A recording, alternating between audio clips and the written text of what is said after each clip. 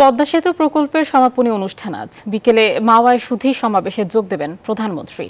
প্রধানমন্ত্রীর আগমনে প্রস্তুত এখন মাওয়া। চারদিকে সাজ সাজ রব, রাখা হয়েছে কড়া নিরাপত্তা। প্রধানমন্ত্রীকে বরণের অপেক্ষায় এখন পদ্মা তীরের মানুষ, আর প্রধানমন্ত্রীর আগমনে উচ্ছ্বসিত তারা। পদ্মা বহুমুখী সেতু প্রকল্পের সমাপ্তি টানা হয়েছে। সেতুতে যান চলাচল আগেই চালু হলেও নদী শাসনের কাজ বাকি ছিল। এতে প্রকল্পের মেয়াদ আরও ১ বছর বাড়ে।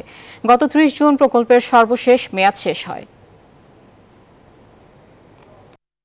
ধন্যবাদ। প্রধানমন্ত্রীর কর্মসূচি বলতে সেটা কিন্তু আনুষ্ঠানিকভাবে শুরু হবে বিকেল ৩টা বাজে। আপনি দেখতে পাচ্ছেন আমি পদ্মা সেতু সংশ্লিষ্ট যে হাইওয়ে, সেই হাইওয়েতে রয়েছি। আমার পেছনে কিছুটা সময় আমরা আগালেই সেই কাঙ্ক্ষিত স্থান পাবো। মূলত সেখানে আনুষ্ঠানিকতা চলছে।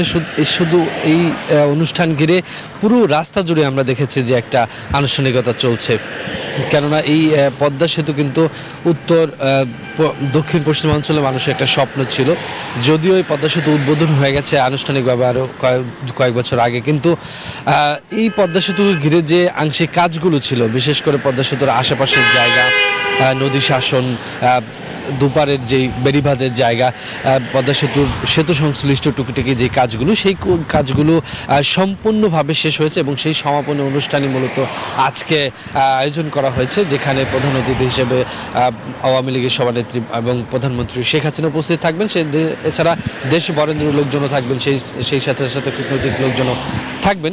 এবং যেটা বলা হয়েছে যে এই প্রকল্প যে খরচ ধরা হয়েছিল, সেই খরচের, যেমন আপনি জানেন যে ৩০,০০০ কোটি টাকার উপরে, সেই খরচের কম খরচে নাকি এরই মধ্যে পদ্মা সেতু কাজ সমাপ্ত করা হয়েছে, যেটা বিকেলবেলা আমরা স্পষ্টভাবে বলতে পারবো আসলে কত টাকা খরচ হয়েছে মোট পদ্মা সেতু থেকে। আমরা জানি যে এরই মধ্যে এই পদ্মা সেতুর সুফল পেতে কিন্তু দক্ষিণ পশ্চিমাঞ্চলের 25টি জেলার মানুষ শুরু করছে। সেই উচ্ছ্বাসটা আমরা দেখেছি এই অনুষ্ঠান ঘিরে, আশেপাশের লোকজনের ভিড় এবং তাদের ব্যানার প্লাকার্ডে কিন্তু সেই উৎসব আমরা দেখতে পাচ্ছি। তো সব মিলিয়ে বিকাল ৩টা বাজে আনুষ্ঠানিকতা শুরু হবে। এখন চলছে প্রস্তুতির কাজ, লোকজন আসতে শুরু করেছেন। তো সব মিলিয়ে ছিল এই মুহূর্তে মুন্সিগঞ্জ থেকে